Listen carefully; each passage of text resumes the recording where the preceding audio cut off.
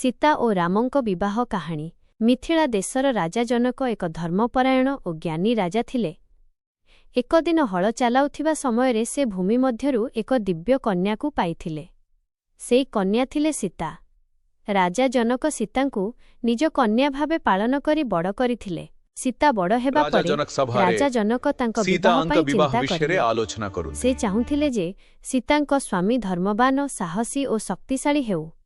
ସେହିପାଇଁ ରାଜା ଜନକ ଏକ ଭବ୍ୟ ସ୍ୱୟଂବର ଆୟୋଜନ କଲେ। ସ୍ୱୟଂବରରେ ଏକ କଠିନ ସର୍ତ୍ତ ରଖାଗଲା। ଭଗବାନ ଶିବଙ୍କ ଦିବ୍ୟ ଧନୁଷକୁ ଯିଏ ଉଠାଇ ତାହାରେ ଡୋରି ଚଢ଼ାଇ ପାରିବ, ସେଇ ସୀତାଙ୍କୁ ବିବାହ କରିବ।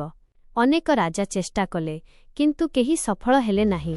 ଶେଷରେ ଅଯୋଧ୍ୟାର ରାମଚନ୍ଦ୍ର ଧନୁଷକୁ ସହଜରେ ଉଠାଇ ଭାଙ୍ଗିଦେଲେ।